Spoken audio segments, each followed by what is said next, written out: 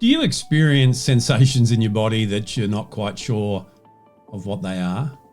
Do you have feelings that just creep up on you and they take you by surprise? Well, stick with me because this week I'm going to help you to understand what's going on.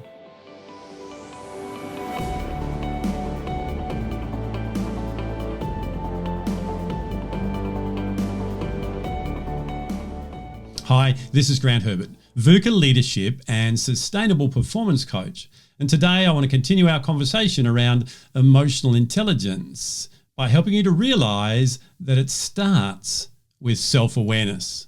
Over the last couple of weeks, we've been looking at this wonderful intelligence that we have called emotional intelligence.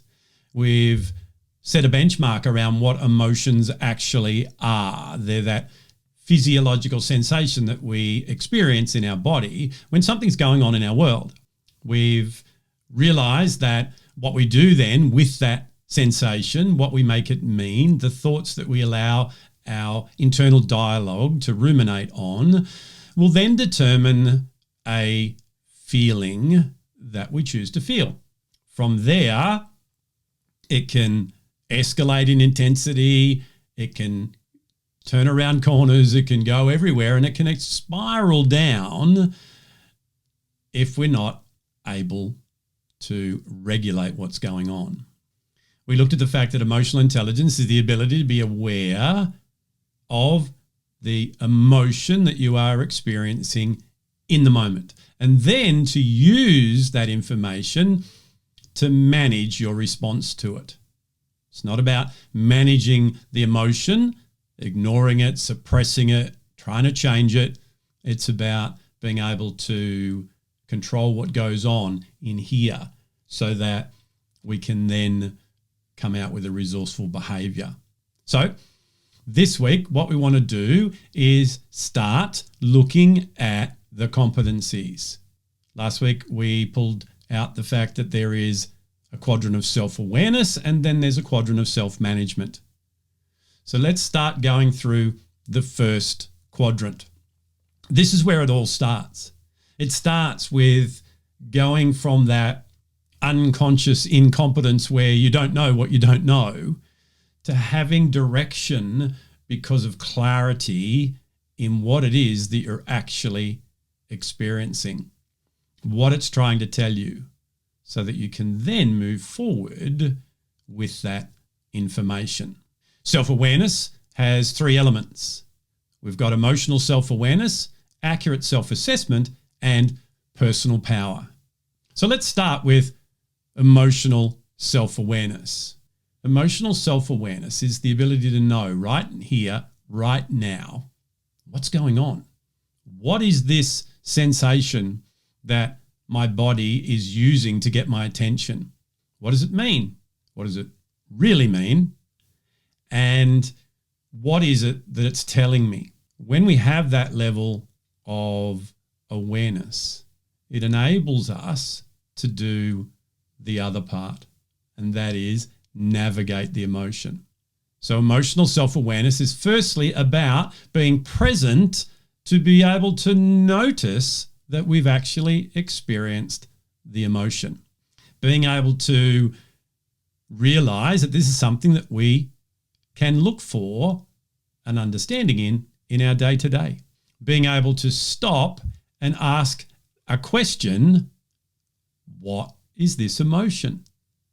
Being able to do that using the logical processes of our brain, and by asking what questions, we're lighting up the neural pathways that will help us to do that. It's not about knowing, why am I feeling this way? And as you can hear in my voice, that's going to take you down into another conversation, which will ignite that internal dialogue of uncertainty and all those fears and all the different things that you could make it mean that are going to send you off the rails. So being able to notice what is the emotion that I'm experiencing right now. Then being able to give it a name. You're not able to regulate an emotion if you don't know which one it is. What we're going to be doing as we move forward is work out strategies to be able to navigate each emotion in a healthy way. So we need to know which emotion it is so that we apply the correct strategy. One of the challenges is when we try and navigate an emotion with a strategy that doesn't fit, and therefore we end up with a less than favorable result for us and a lot of times for the people that we are with. So being able to express the emotion then as a feeling and doing it in a way that we can choose an emotion that is empowering. We talked a couple of weeks ago about the fact that emotion can start, or the experience of our navigation of emotion can start with something less intense, but very quickly get to something that's a lot more unmanageable. So we took anger, for example. It's one that people talk about all the time. And when we get to the point of being angry, the way that our body is, the physical sensations that are going on, the way that it's responding to being angry is different to where it started.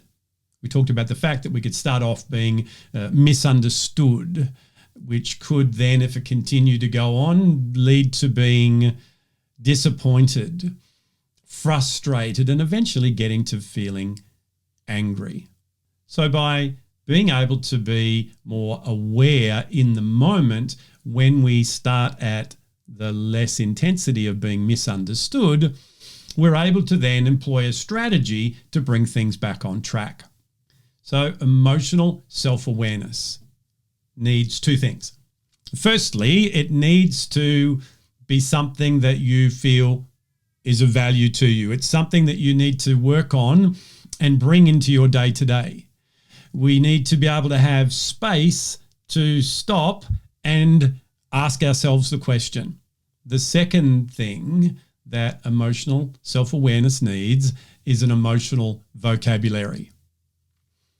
There are over 2,000 words in the English language alone to express how you might be feeling in the moment.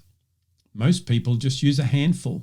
We're either happy or we're sad, we're calm or we're angry, frustrated, whatever they are that you use as your go-to emotions. And the problem is there are so many more that you could be experiencing in that moment.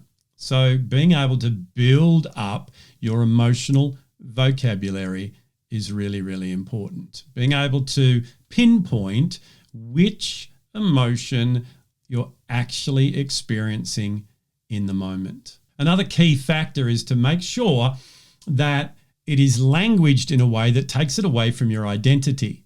Remember, your emotion is not who you are. It's something that you're experiencing.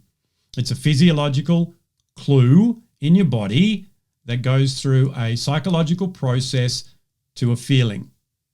So it's not who you are. So therefore, when you find yourself saying, I am angry, I am sad, you need to be able to be aware you're doing that and pull that back to go, no, I'm not angry. I am feeling angry, or I feel angry. So having a great emotional vocabulary, being able to give yourself space to stop in the moment and ask yourself the question, what is the emotion I am feeling right now? And then being able to language that in a way that is external to you and more fleeting rather than a part of who you are.